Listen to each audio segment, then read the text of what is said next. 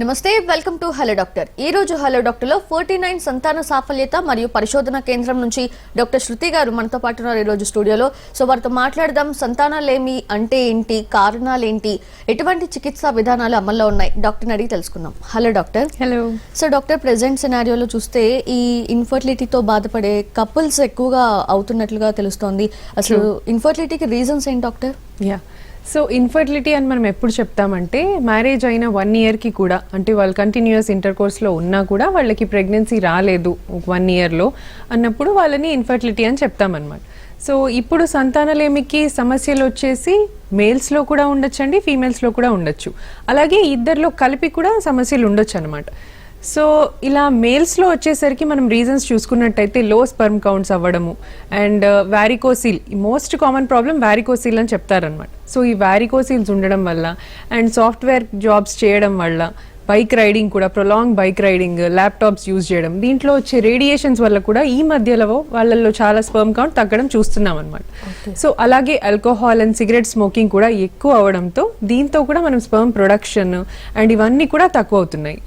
So ఈ urbanisation వచ్చేసి మనకి చాలా డిసడ్వాంటేజ్గా మారిందండి.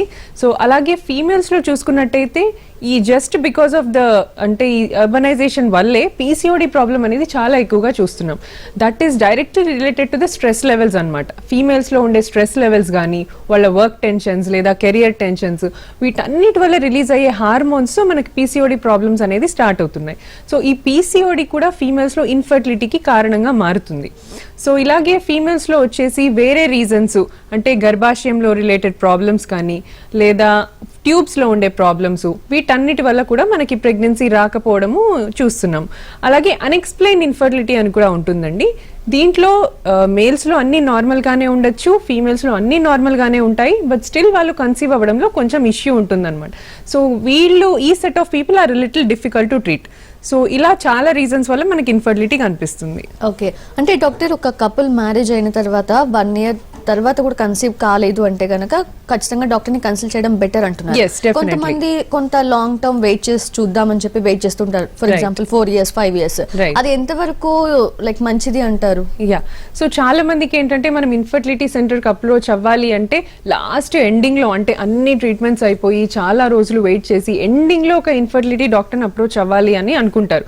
But by the time they come to so అప్పుడు వరకు ఆల్రెడీ ప్రాబ్లమ్ సివియర్ అయిపోయి, లేదా ఉన్న ఎగ్ రిజర్వ్, అంటే బాడీలో, ఫీమేల్స్ బాడీలో ఉన్న ఎగ్ రిజర్వ్ అంతా తగ్గిపోయి, స్పర్మ్ కౌంట్ చాలా ఫాల్ అయిపోయినాక లాస్ట్కి రావడం వల్ల ట్రీట్మెంట్ పార్ట్ మాకు కూడా డిఫికల్ట్ అవుతుంది అన్నట్టు. సో ఇలా ఫస్టే, అంటే ఇమ్మీడియట్లీ 1 year తర్వాతే మీరు వెంటనే అప్రోచ్ అయినట్టయితే, సో అసలు ఐవీఎఫ్ సెంటర్కి రాగానే మీకు ఐవీఎఫ్, టెస్ట్ ట్యూబ్ బేబీ పద్ధతులు, ఇలాంటివి పెద్ద పెద్ద ట్రీట్మెంట్స్ అనేవి అడ్వైస్ చేయరండి. బేసిక్గా మీ ఫర్టైల్ పీరియడ్ క్యాల్కులేషన్, మీకు ఒక కౌన్సిలింగ్ పార్ట్ అనేది డెఫినెట్లీ ఉంటుంది. అంటే ఒక కపుల్ని కూర్చోబెట్టి వాళ్ళతో డీటెయిల్ హిస్టరీ డిస్కస్ చేసి, కౌన్సిల్ చేసి, వాళ్ళ సెక్షువల్ హిస్టరీ వీటన్నిటి గురించి కూడా ఇన్ఫర్మేషన్ చేసి, జస్ట్ ఒక డీటెయిల్స్, అంటే వాళ్ళకి ఎలా, ఎన్ని రోజులు ఇంటర్ కోర్స్ అవ్వాలి, ఏ టైంలో అవ్వాలి, వాళ్ళ ఫర్టైల్ పీరియడ్ ఏంటి, ఇలాంటి బేసిక్ ఇన్ఫర్మేషన్ అనేది ఇవ్వడం జరుగుతుంది. సో ఈ నాలెడ్జ్ తెలుసుకోవడానికి కూడా మీరు ఒక ఫర్టిలిటీ డాక్టర్ని అప్రోచ్ అయితే చాలా వరకు డౌట్స్ క్లియర్ అయిపోయి న్యాచురల్ గానే మీరు ప్రెగ్నెన్సీ అందే అవకాశం ఉండొచ్చు అనమాట. సో ఫర్టిలిటీ డాక్టర్కి అప్రోచ్ అవ్వాలి అంటే చాలా ఒక 4-5 years దాకా మీరు వెయిట్ చేయాల్సిన అవసరం లేదండి. అండ్ ఇంకొక పాయింట్ వచ్చేసి, 35 years కనుక మీరు దాటినట్టయితే, మ్యారేజ్ 35 yearsకి 36 years కూడా చేసుకుంటున్నారు, సో ఇలాంటి వాళ్ళు 1 year దాకా కూడా వెయిట్ చేయొద్దండి. 6 monthsలో ఇమీడియట్ గా అప్రోచ్ అయితే, మనకి ఏజ్ ఇక్కడ ఇంపార్టెంట్ కాబట్టి ఆ ఏజ్ ఫ్యాక్టర్ని కూడా లిమిట్ లో తీసుకొని 6 months లోపే మీరు కన్సల్ట్ అయితే బాగుంటుంది. ఎస్. అండ్ డాక్టర్, కొన్ని కేసెస్ లో కన్సాగ్నస్ మ్యారేజ్ చేసుకోవడం వల్ల పిల్లలు కలగట్లేదేమో అని డౌట్స్ కూడా ఉంటాయి. సో అవి మిత్స్ గా చూడాలా, లేదంటే అవి నిజంగానే జరిగిన కేసెస్ ఉన్నాయా? సో కన్సాంగ్వినిటీ అంటే మేనరికం అన్నమాట. అంటే హస్బెండ్ వైఫ్ మేనరికంలో పెళ్లిళ్ళు అవ్వడం, అంటే అక్క లైక్ కొడుకులని, కూతుర్లని, ఫాదర్ సైడ్, మదర్ సైడ్, వీళ్ళల్లో మ్యారేజెస్ చేసుకుంటే ఈ ఆటోజోమల్ రెసెసివ్ జీన్స్ అనేవి కామన్ గా వీళ్ళలో క్యారీ అవుతూ ఉంటాయి అన్నమాట. So mother side recessive genes ఉంటాయి, ఫాదర్ సైడ్ రెసెసివ్ జీన్స్ ఉంటాయి. సో ఈ రిలేషన్లో మ్యారేజ్ చేసుకున్నప్పుడు ఈ 2 రెసెసివ్ జీన్స్ బేబీలో వచ్చేసరికి అది ఫుల్ బ్లోన్ డిజీజ్ లాగా మనకు బేబీస్లో కనబడుతుంది. సో అందుకని మేనరికంలో పెళ్లిళ్ళు కొంచెం అవాయిడ్ చేయమని చెప్తాం. ఫార్ డిస్టెన్స్ అంటే బాగా దూరం రిలేటివ్స్ లో అంత చూడమండి. కాకపోతే మరీ దగ్గరగా అంటే ఫాదర్స్ సిస్టర్ కానీ లేదా మదర్స్ బ్రదర్ ఇలాంటి వాళ్ళలో మనం చాలా కామన్ గా చూస్తూ ఉంటాం అనమాట. సో వీళ్ళకి అబార్షన్స్ తో స్టార్ట్ చేసి అంటే రిపీటెడ్ అబార్షన్స్ అవ్వడము ఇలాంటివి స్టార్ట్ చేసి అండ్ సివియర్ ప్రాబ్లమ్స్ బేబీస్ లో బాగా మెంటల్ రిటార్డేషన్ రావడము లేదా బేబీస్ లో కూడా చాలా మెటబాలిక్ డిజార్డర్స్ చూడడము ఇలాంటివన్నీ కామన్ గా అవుతూ ఉంటాయి అన్నమాట. Right, we have a caller doctor Karthika garu Hyderabad నుంచి. నమస్తే అండి కార్తిక గారు, మీ సమస్య ఏంటో చెప్పండి. Good afternoon. గుడ్ ఆఫ్టర్నూన్ అండి. నాకు పీరియడ్ అయితే 2 months అవుతుంది. ఓకే, సింటమ్స్ ఏం తెలియట్లేదు, జస్ట్ బ్యాక్ పెయిన్ లైట్ గా వస్తుంది అంతే. మీరు ప్రెగ్నెన్సీ టెస్ట్ చెక్ చేసుకున్నారా అండి? చేసుకుంటే నెగిటివ్ వస్తుంది. ఓకే ఓకే, మీకు ఎన్ని ఇయర్స్ ఉంటాయమ్మా కార్తిక? 25. ఓకే ఓకే, ఏమైనా పీసీఓడి ప్రాబ్లం ఉంది అన్నట్టు ఎప్పుడన్నా చెప్పారా అండి మీకు? బిఫోర్ మ్యారేజ్ చెప్పారు. 6 months తీసుకున్నాను, తర్వాత హార్మోన్స్ ఇంబ్యాలెన్స్ అన్నారు, కంట్రోల్ అయిపోయింది. ఓకే, సో ఇలా ఇర్రెగ్యులారిటీ ఎంత కాలం నుంచి స్టార్ట్ అయింది పీరియడ్స్? లేదు, జస్ట్ 2 months నుంచి. సో ఇదే ఫస్ట్ టైం ఇలా రావడం? ప్రాపర్గా ఉంది. Okay okay, yeah. సో మీరు చెప్పిన దాన్ని బట్టి చూస్తుంటే పీసీఓడి అనే ప్రాబ్లం ఏంటంటే ఒకసారి వచ్చింది అంటే అది మనం కంట్రోల్ చేసుకోవాలే తప్ప కంప్లీట్ గా నయం అయిపోతుంది అని ఉండదన్నమాట. So it is like BP and sugar. BP వస్తే షుగర్ వస్తే ఎలా మనం మెడిసిన్స్ వాడతామో పీసీఓడి అనే కండిషన్ కూడా స్ట్రెస్ రిలేటెడ్ మన బాడీలో స్టార్ట్ అవుతుంది. సో ప్రెగ్నెన్సీ తర్వాతే ఈ పీసీఓడి సిమ్టమ్స్ అనేవి మీకు తగ్గిపోతాయి అనమాట.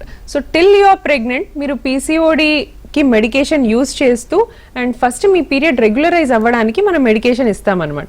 సో దాంతో పాటు కూడా మీ ఎగ్ రిలీజ్ అవ్వడం వీళ్ళల్లో కొద్దిగా డిఫికల్ట్ ఉంటుంది పీసీఓడి వాళ్ళల్లో.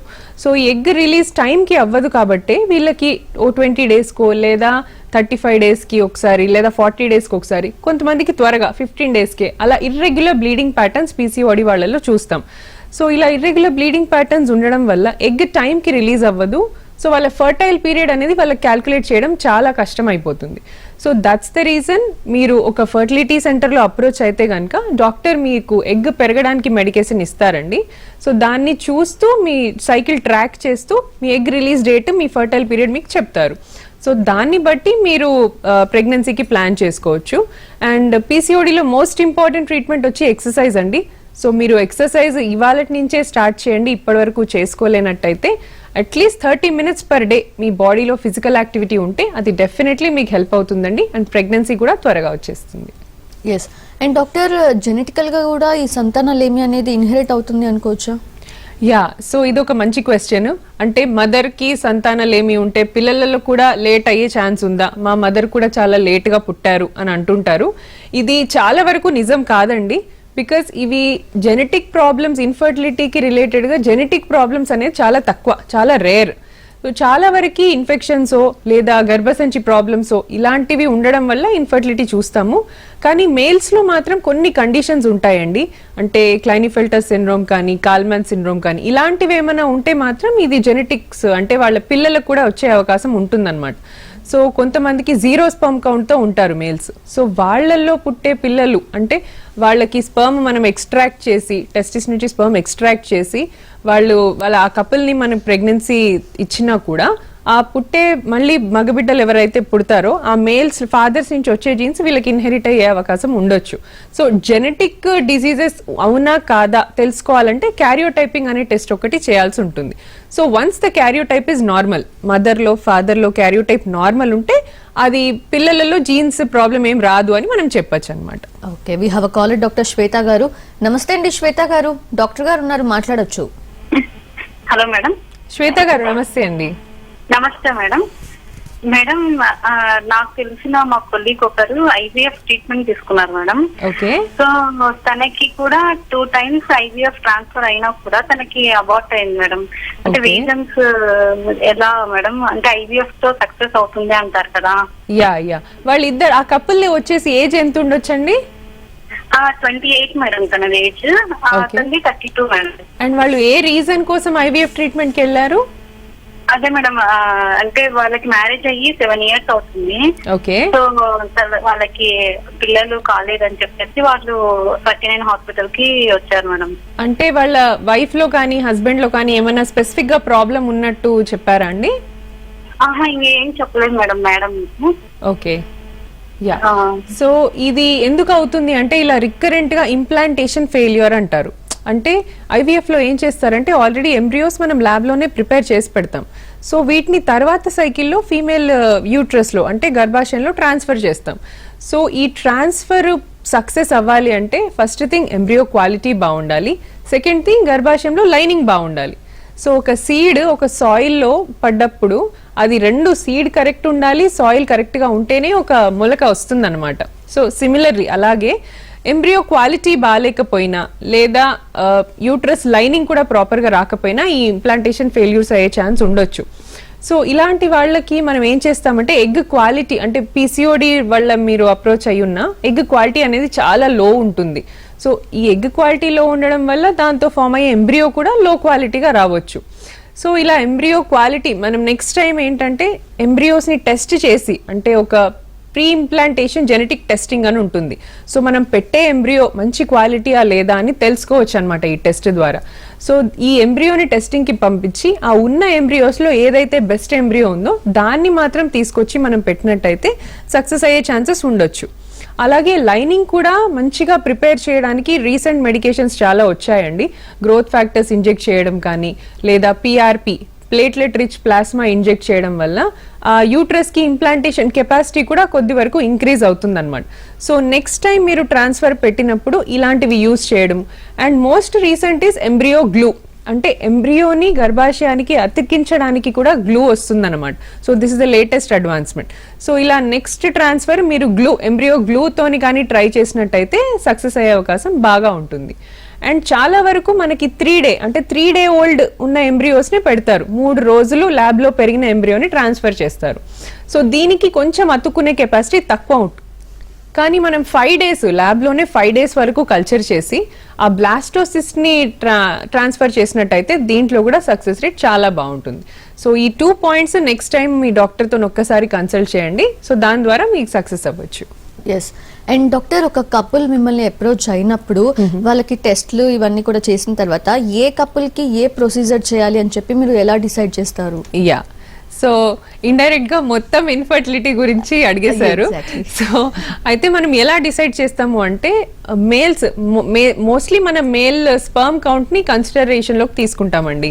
ఒకవేళ స్పర్మ్ కౌంట్ వచ్చేసి మోర్ దెన్ 15 million ఉంది, ఈ పర్టికులర్ క్రైటీరియాలో ఫీమేల్ మొత్తం నార్మల్ అనుకోండి ఫర్ ఎగ్జాంపుల్, మేల్స్ లో more than 15 million sperm count ఉంటే న్యాచురల్ ప్రెగ్నెన్సీ మనం ట్రై చేస్తాం. జస్ట్ ఇద్దరికి యాంటీ ఆక్సిడెంట్స్ ఇచ్చి ఎగ్స్ మంచిగా పెరగడానికి, స్పర్మ్ కౌంట్ కాస్త మోటిలిటీ బాగా పెరగడానికి మెడిసిన్ ఇచ్చి ఫర్టైల్ పీరియడ్ క్యాల్కులేట్ చేసి న్యాచురల్ ప్రెగ్నెన్సీ ద్వారా చూసుకోమని చెప్తాం. అలాగే sperm count between 10 to 15 million ఉన్నట్టయితే these are the people where we suggest IUI. And so ఇలాంటి వాళ్ళకి ఐయుఐ అంటే ఇంట్రాయూట్రైన్ ఇన్సెమినేషన్ ఈ పద్ధతి వీళ్ళకి చెప్తామన్నమాట. అండ్ అలాగే ఫీమేల్స్ మేల్స్ ఇద్దరిలో ఏమీ ప్రాబ్లం లేదు, అంతా బాగానే ఉంది, అన్ఎక్స్ప్లెయిన్డ్ ఇన్ఫర్టిలిటీలో కూడా ఐయుఐ ప్రాసెస్ అనేది సజెస్ట్ చేస్తాం. సో నెక్స్ట్ వచ్చేసి ఐవీఎఫ్ అసలు ఎవరికి చెప్తాం? న్యాచురల్ ప్రెగ్నెన్సీతో అవ్వట్లేదు, ఐయుఐ ప్రాసెస్ కూడా 3-4 times ఫెయిల్ అయిన వాళ్ళు, so and bilateral tubal blocks, tubes 2 block అయ్యాయి. సో ఇలాంటి వాళ్ళకి definitely IVF will be the option. కొంతమంది ఏంటంటే పిల్లలు పుట్టాక ట్యూబెక్టమీ చేసేసుకుంటారు, స్టెరిలైజేషన్ ఆపరేషన్, కానీ తర్వాత అన్ఫార్చునేట్లీ వాళ్ళకి బేబీస్ కి ప్రాబ్లం రావడము, బేబీస్ డెత్ అయిపోవడము, వీళ్ళు తర్వాత మళ్ళీ కన్సీవ్ అవ్వడానికి ప్లాన్ చేస్తారు. సో ఇలా ట్యూబెక్టమీ అయిపోయిన వాళ్ళకు కూడా ఐవీఎఫ్ అనే ఆప్షన్ వల్ల మనము ప్రెగ్నెన్సీ అనేది తీసుకురావచ్చు. సో ఇలా మేల్స్ లో సివియర్ ఆలిగోస్పర్మియా అంటే మరీ less than 5 million 2-3 million అలా స్పర్మ్ కౌంట్ ఉన్న డైరెక్ట్ ఐవీఎఫ్ఏ చెప్తామండి, వాళ్ళకి టైం వేస్ట్ చేయకుండా, బికాస్ ఏజ్ ఫ్యాక్టర్ కూడా ఇంపార్టెంటే. సో ఇంకొన్ని ప్రాబ్లమ్స్ వచ్చేసి యూట్రస్ లో ఫైబ్రాయిడ్స్ ఇలా ఉంటే ఏం చేస్తామంటే సింపుల్ గా ఫైబ్రాయిడ్ తీసేస్తే వాళ్ళు ప్రెగ్నెంట్ అయిపోతారు. లేదా ఎండోమెట్రియోసిస్ అని ఉంటుంది, ఆ ఎండోమెట్రియోసిస్ లో కూడా ఎగ్ క్వాలిటీ చాలా ఎఫెక్ట్ అయ్యి ప్రెగ్నెన్సీ అనేది రాదు. సో ఎండోమెట్రియోసిస్ వాళ్ళలో సిస్ట్ రిమూవ్ చేయడము, ఇలా మల్టిపుల్ రీజన్స్ కి ఒక్కొక్క కైండ్ ఆఫ్ ట్రీట్మెంట్ ఉంటుంది అనమాట. Right, thanks for the detailed explanation. And we have a caller, doctor Lakshmi garu Hyderabad నుంచి. నమస్తే అండి లక్ష్మి గారు, డాక్టర్ గారు ఉన్నారు, మాట్లాడండి. లక్ష్మి గారు నమస్తే అమ్మా. నమస్తే మేడం, మాకు మ్యారేజ్ అయ్యి 5 years అవుతుంది, పిల్లలు ఇంకా లేరు మేడం. ఓకే, ఎప్పుడైనా డాక్టర్ దగ్గరికి వెళ్ళారండి? వెళ్ళాను మేడం. ఒకసారి IUI చేస్తుంటే ఫెయిల్ అయింది మేడం. ఓకే అండి, అంటే IUI ఎందుకు? హస్బెండ్ కౌంట్ ఏమైనా తక్కువ ఉందా అమ్మా? అవును మేడం, తక్కువ ఉంది. నాకు కూడా మేడం IUI ఫెయిల్ అయింది అని చెప్పి హిస్టరోస్కోపీ చేయించుకోవాలని చెప్పినారు మేడం. Hysteroscopy, okay.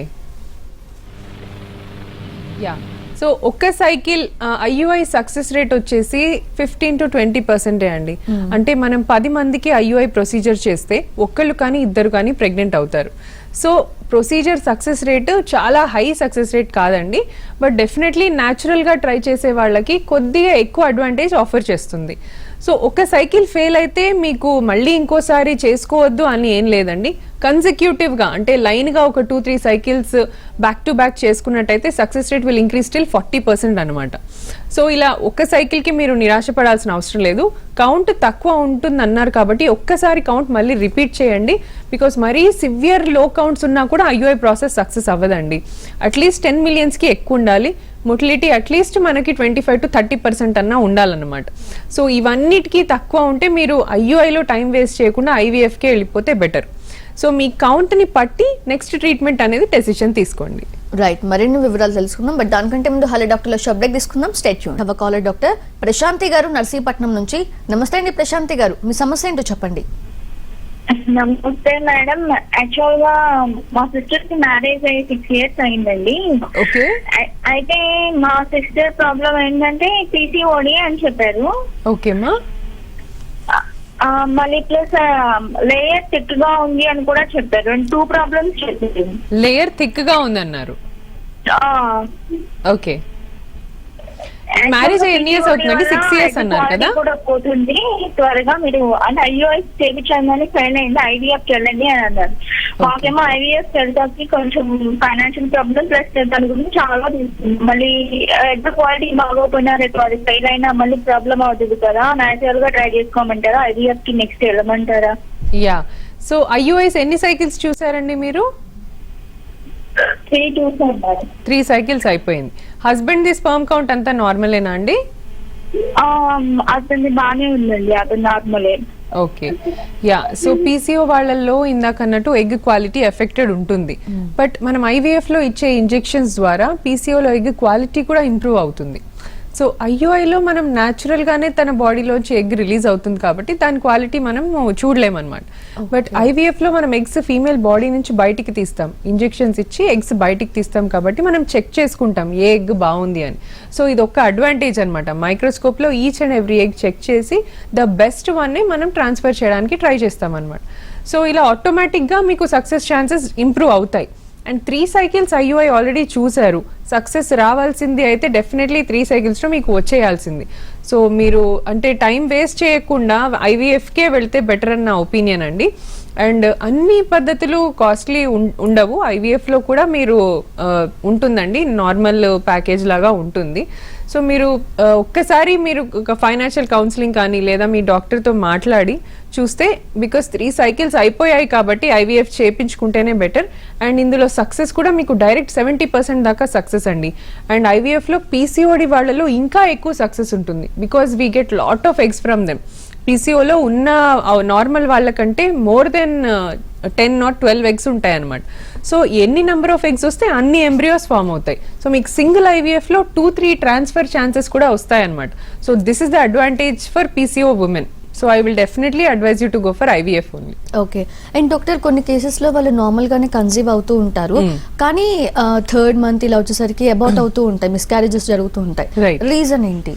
సో ఇలా అంటే ఇన్ఫర్టిలిటీ ట్రీట్మెంట్లో తీసుకున్న ప్రెగ్నెన్సీసే అబార్ట్ అవుతాయి అనడం మాత్రం మిత్ అండి.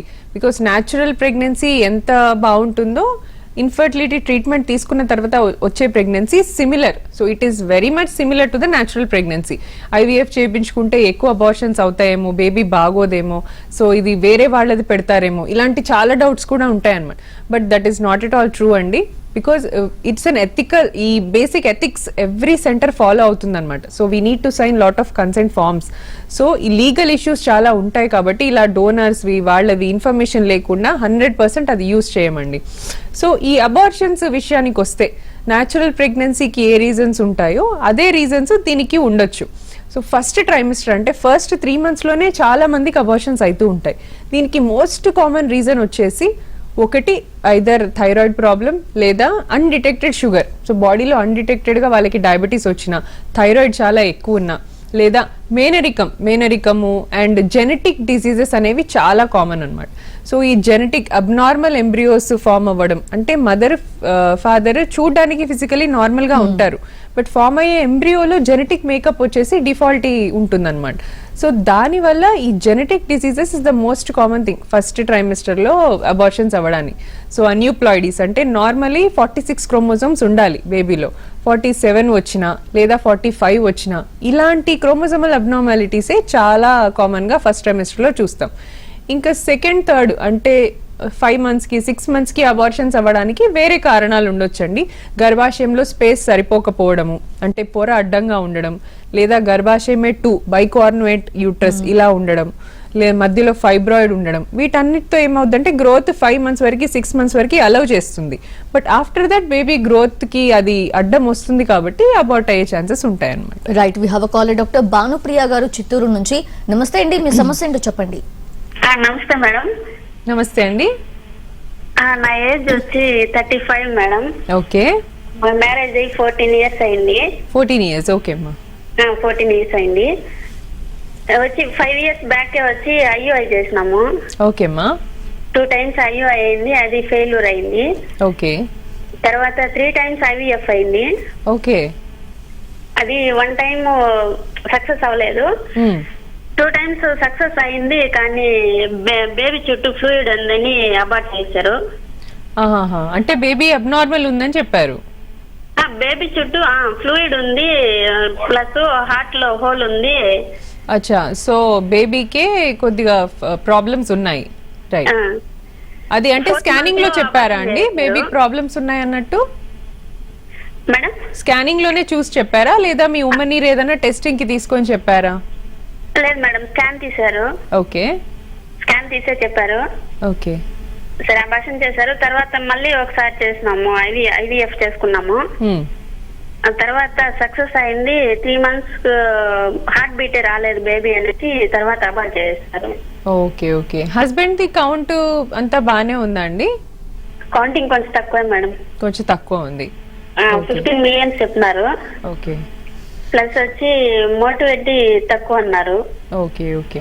మీ ఇంట్లో ఇలాగా ఎవరికైనా ప్రాబ్లమ్స్ ఉన్నాయండి? మీ సిస్టర్స్ లో గానీ మీ ఫ్యామిలీ సైడ్ మదర్ సైడ్ అలా బేబీస్ అబ్నార్మల్ గా పుట్టడము? మా అన్నయ్యకి 3 పిల్లలు, వాళ్ళు నార్మల్ నేచురల్ గానే ఉన్నారు. వాళ్ళంతా బానే ఉన్నారు, హెల్దీగా ఉన్నారు. ఓకే. ఓకే. సో ఇది ఏంటంటే ఇందులో 2 factors కన్సిడర్ చేయాలి. సో ఫస్ట్ వచ్చేసి తన ఏజ్, లక్ష్మి గారి ఏజ్ వచ్చేసి 35 years. సో మన బాడీ, మన ఫీమేల్స్ ఎలా అయితే ఓల్డ్ అయిపోతుంటామో day by day, eggs quality and quantity 2 కూడా ఏజ్తో ఎఫెక్ట్ అవుతాయి. సో ఒక్కసారి 30 లోపే ప్రెగ్నెన్సీ రావాలి అని పెద్దవాళ్ళు ఎందుకు అంటారంటే దానికి సైంటిఫిక్ రీజన్ కూడా ఇదే. 30 తర్వాత ఎగ్ నెంబర్స్ డ్రాస్టిక్ ఫాల్ ఉంటుంది అండ్ ఎగ్ క్వాలిటీ కూడా చాలా ఎఫెక్ట్ అవుతుంది అనమాట. సో నార్మల్గా ప్రొడ్యూస్ అయ్యే ఎగ్స్ కాకుండా వీళ్ళు అబ్నార్మల్ క్రోమోజోమ్స్ అంటే మోర్ దెన్ ఉండాల్సినంత కాకుండా 23 కాకుండా 24, 22 ఇలాంటి అబ్నార్మల్ క్రోమోజోమ్స్ ఉన్న ఎగ్స్ని ప్రొడ్యూస్ చేస్తారు. సో ఇలాంటి ఎగ్స్ ఫర్టిలైజ్ అవుతే కనుక ఎంబ్రియో కూడా మనకి డెఫినెట్లీ విత్ 47 or 44 క్రోమోజోమ్స్ అలా పుట్టే ఛాన్సెస్ ఉంటాయి. సో ఈ ఎంబ్రియోస్ గర్భాశయంలో పెరిగినప్పుడు ఇలా ప్రాబ్లమ్స్ రావడము, బేబీకి ఫ్లూయిడ్ పెరగడము, తర్వాత అబార్షన్స్ అవ్వడము, సో ఇదంతా కూడా ఒకటి ఏజ్ ఫ్యాక్టర్ అండి. అండ్ సెకండ్ వచ్చేసి స్పర్మ్స్ కూడా లో ఉంది కాబట్టి మీరు నెక్స్ట్ టైం ఒక్కసారి క్యారియోటైప్ అనే టెస్ట్ చేయించండి. మీ జీన్స్లో ఏమైనా ప్రాబ్లం ఉందా అందులో చెక్ చేసుకుంటారు. ఇఫ్ క్యారియోటైపింగ్ ఈజ్ నార్మల్ అంటే మీ ఇద్దరు క్యారియోటైప్ నార్మల్ ఉన్నా కూడా బికాజ్ ఏజే ఎక్కువ ఉండడం వల్ల కొద్దిగా ఫెయిల్ అయ్యే ఛాన్సెస్ ఎక్కువ ఉంటాయండి. మీరు ఒక్కసారి డోనార్ గురించి ఆలోచించి చూడండి, బికాజ్ ఈ ప్రాబ్లమ్స్ ఓవర్కమ్ అవ్వచ్చు. అండ్ ఒక్కసారి అయితే మనము ఛాన్స్ తీసుకోవచ్చు, కానీ 2 times మీకు ఇలా ఫెయిల్ అయింది అంటున్నారు. సో డెఫినెట్లీ మీకు జెనెటిక్ ఇష్యూ ఉండొచ్చు. సో డోనార్ దానికి అప్రోచ్ అయితే మీకు సక్సెస్ రేట్ కూడా బాగుండొచ్చు అండి. ఎస్. అండ్ డాక్టర్, ఇప్పుడు ఏవైతే ప్రాబ్లమ్స్ ఉన్నాయో జనరల్ గా ఫీమేల్ కి సంబంధించి కానివ్వండి, మేల్ కి సంబంధించి కానివ్వండి, వాటిని ట్రీట్ చేసిన తర్వాత మీరు ఏమైనా ప్రొసీజర్స్ లోకి వెళ్తారా, లేదంటే సైమల్టేనియస్ గా కూడా వెళ్ళే ఛాన్సెస్ ఉంటాయంటారా? యా, అంటే మీరు చెప్పేదానికి నేను ఎగ్జాంపుల్ చెప్తాను. ఫర్ ఎగ్జాంపుల్ ఫీమేల్ లో యూట్రస్ ఫైబ్రాయిడ్ ఉందనుకోండి, యూట్రస్ లో ఫైబ్రాయిడ్ మొత్తం తీసేసే వాళ్ళకి ప్రెగ్నెన్సీ ట్రీట్మెంట్ ఇస్తామా, లేదా ఫైబ్రాయిడ్ ని తగ్గిస్తూ కూడా అట్ ఏ టైం మనం ప్రెగ్నెన్సీ ట్రీట్ చేయొచ్చా? సో ఇలా అడిగినట్టయితే మనం ఫైబ్రాయిడ్ సైజ్ చూసుకోవాలి. దీంట్లో చాలా పెద్ద fibroid, more than 5 centimeters fibroid ఉందనుకోండి, బేబీ పెరగడానికి స్పేసే ఉండదు. సో వీళ్ళలో ఫైబ్రాయిడ్ ఫస్ట్ తీసేసి దెన్ వీళ్ళకి ఇన్ఫర్టిలిటీ ట్రీట్మెంట్ చేస్తాం. బికాస్ అప్పుడు చేసిన ఫైబ్రాయిడ్ వల్ల మళ్ళీ అబార్ట్ అయిపోతుంది. అలాగే మేల్స్ లో వచ్చేసి వారికోసిల్ ఎగ్జాంపుల్. వారికోసిల్ తగ్గిస్తూ కూడా మనము ట్రీట్మెంట్ తీసుకోవచ్చా అంటే, వారికోసిల్ లో చాలా హీట్ ప్రొడక్షన్ అవుతుంది అనమాట. Varicocele is nothing but collection of the deoxygenated blood. అంటే మేల్స్ లో వేస్ట్ బ్లడ్ ఏదైతుందో అది కంటిన్యూస్ గా ప్యూరిఫై అవుతూ ఉండాలి. సో ఈ ప్రాసెస్ దెబ్బతిని వేస్ట్ బ్లడ్ అంతా అరౌండ్ ద టెస్టిస్ కలెక్ట్ అయిపోయి ఉంటుంది. సో దీంట్లో చాలా వరకు ఆక్సిడేటివ్ స్ట్రెస్ వల్ల స్పర్మ్స్ రావడమే అబ్నార్మల్ స్పర్మ్స్ వస్తాయి. సో ఇలాంటి వాళ్ళకి మనము ప్రెగ్నెన్సీ ప్లాన్ చేసినా వాళ్ళకి మళ్ళీ అబార్షన్స్ అవ్వడమో లేదా ప్రెగ్నెన్సీ రాకపోవడమో ఉండొచ్చు. సో ఫస్ట్ వారికోసిల్ ట్రీట్ చేసుకొని చేస్తే డెఫినెట్లీ ఛాన్సెస్ ఇంప్రూవ్ అవుతాయి అన్నమాట. సో ప్రాబ్లం ఎంత పెద్దది, ఫస్ట్ ప్రెగ్నెన్సీ రావడం ఇంపార్టెంటా, ఫస్ట్ ప్రాబ్లం ట్రీట్ చేయడం ఇంపార్టెంటా, డిఫరెంట్ కి అలా ఉంటుంది అనమాట. సో ఎండోమెట్రియోసిస్ అనే ఒక కండిషన్ ఓవరీస్ లో ఫీమేల్స్ లో ఉంటుంది అన్నాడు. సో ఈ ఎండోమెట్రియోసిస్ లో ఏంటంటే తీసేసిన ప్రాబ్లమే, ఆ ఎండోమెట్రియోసిస్ ఉంచిన ప్రాబ్లమే. బికాస్ తీసేస్తే ఎండోమెట్రియోసిస్ తో పాటు ఎగ్ నెంబర్స్ కూడా వెళ్ళిపోతాయి. సో అలాగని ఉంచితే క్వాలిటీ ఎఫెక్ట్ అవుతుంది. So we have to balance. So ఎన్ని ఎగ్స్ ఉన్నాయి, తన ఏజ్ ఎంత, ఫస్ట్ ప్రెగ్నెన్సీ రావడం ఇంపార్టెంటా, ఇవి చూసుకొని మనం ఫాలో చేసుకోవాలి. Right. Thank you so much doctor Shruti. Thanks for all the awareness. ఇది ఇవాల్టి హలో డాక్టర్. నమస్తే.